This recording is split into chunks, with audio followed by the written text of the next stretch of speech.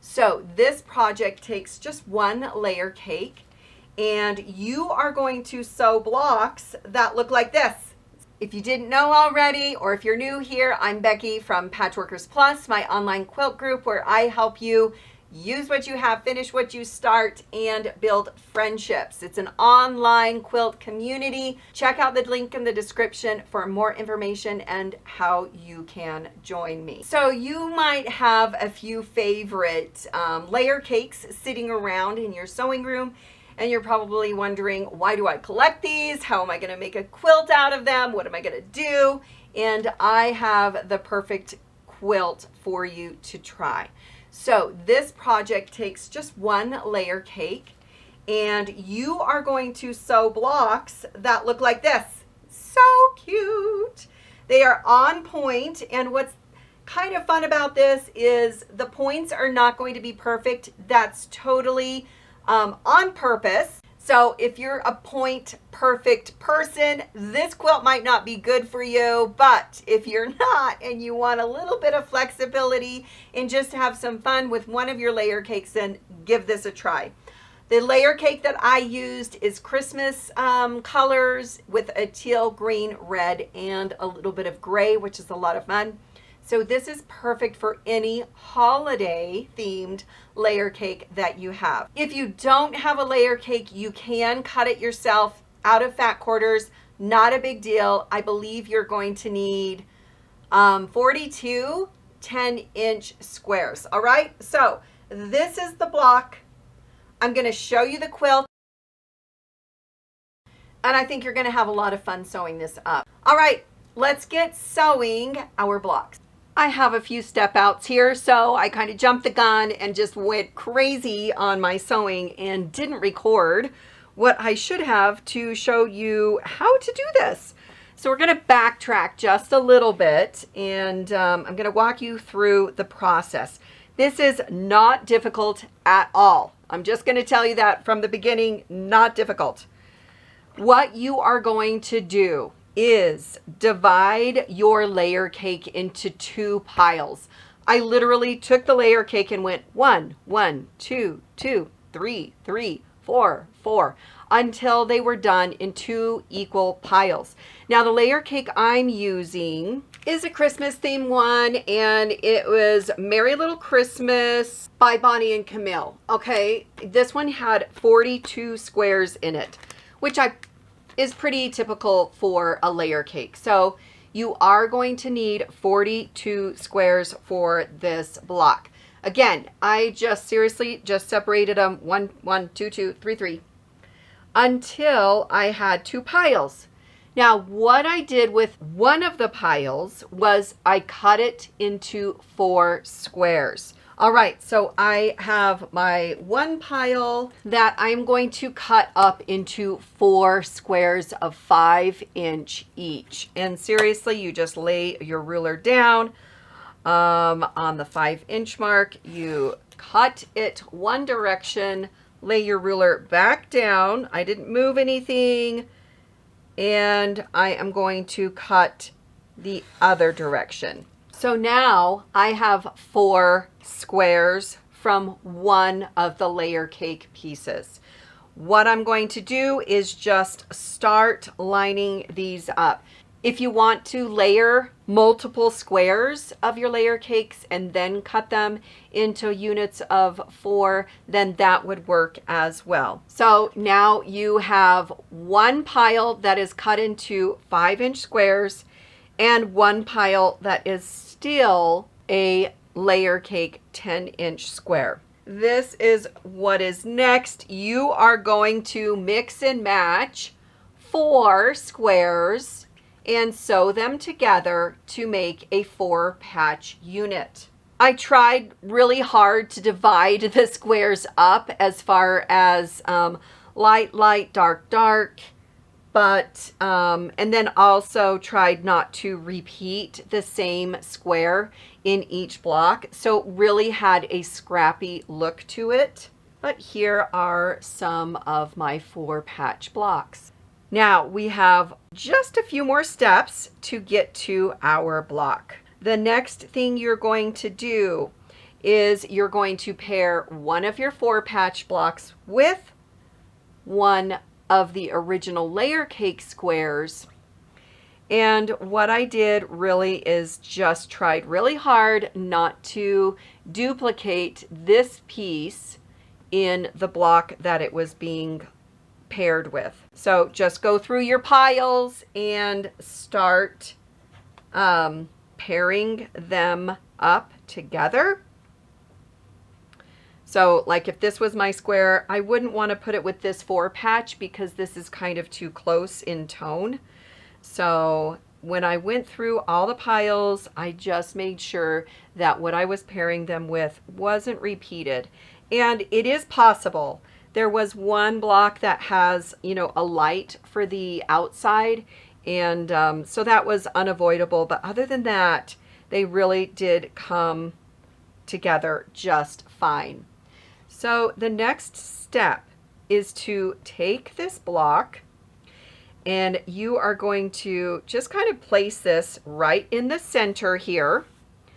And you're going to pin this down. Now you will notice that your 4-patch unit is going to be smaller than the layer cake square. That is just fine. What we want to do is just kind of place this right in the center of it. Notice I've got fabric on all 4 sides, just a little bit past it. And we are going to put a couple pins in here because we do not want this to shift or move. All right, and then I'm going to repeat that with all of my other squares. So I have my pair of the layer cake with my 4-patch right on top. Right sides are together. Okay, so you want to make sure that you're sewing right sides together. Put a couple pins in here. And just one more. So I'm going to scoot this over just a little bit. It doesn't have to be perfect.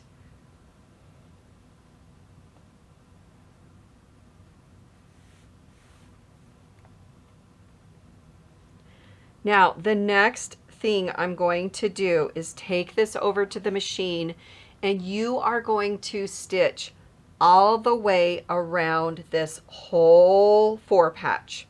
So sew with your 4-patch on the top so you can see it because you're not sewing using the layer cake underneath as your guide. You're using the 4-patch as your guide. So you're going to just start in one corner and go all the way around the whole block. Make sure it lays flat. Make sure it's not, you know, twisted or anything too much. You do have a little bit of freedom because of the overlap, but you're going to take this to the machine and stitch all around all 4 sides. All right, I've got them all sewn and we're going to take our pins out. Don't need those anymore. Now, the next thing we're going to do is flip this so our solid piece is, or the large square is on the top, all right?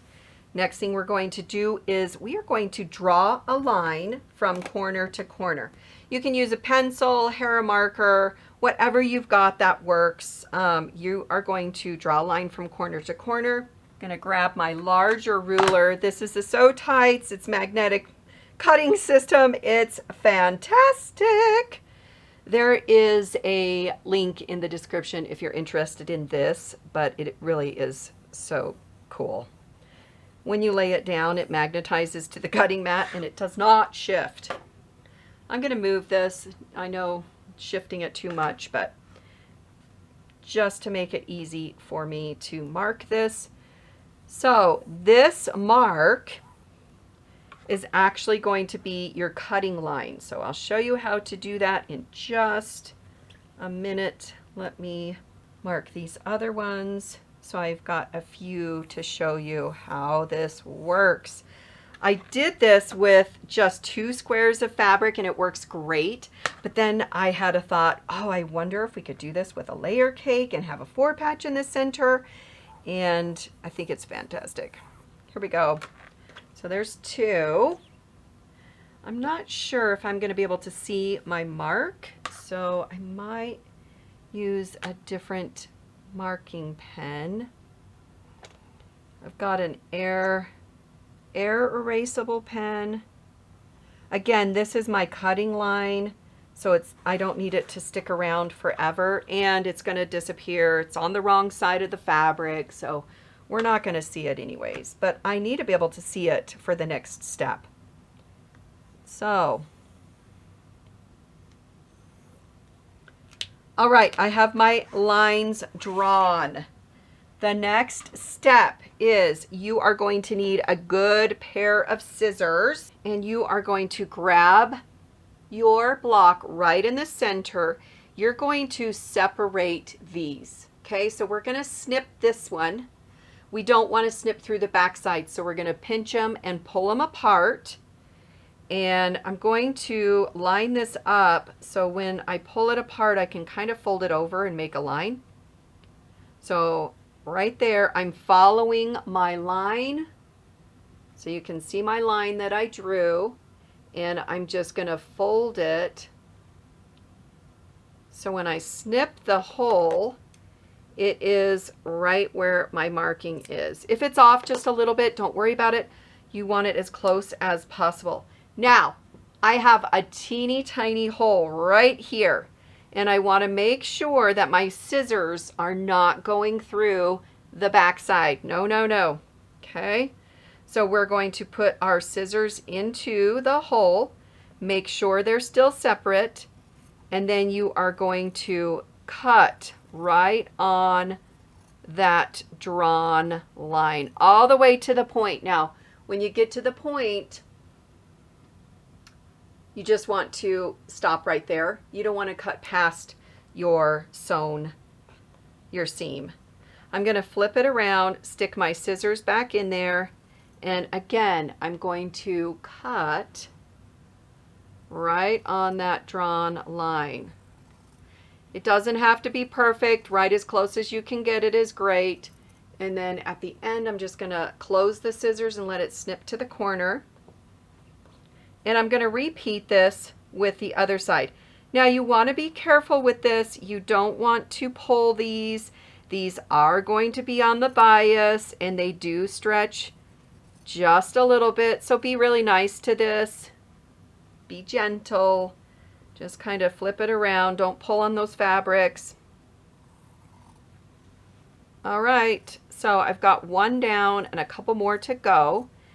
But after you're done with this, you're going to take it to your ironing board. You're going to open these up and press them. What this does is it is going to put your 4 patch on point. So the block will reorientate itself, and this is going to be the block. Now I do have to make note, if you are a person that loves your points, this quilt might not be for you, because you are going to notice that these points are perfect right now. But when you sew a 1/4 inch seam in, you are going to notice that it kind of squares off that point. All the blocks are going to be the same. So I feel like it's totally fine to not have perfect points in this quilt. In fact, it's very forgiving and super simple to sew and make. So again, I'll show you one more time. Here's my block. I've got my lines drawn. I'm going to pinch the center and separate them.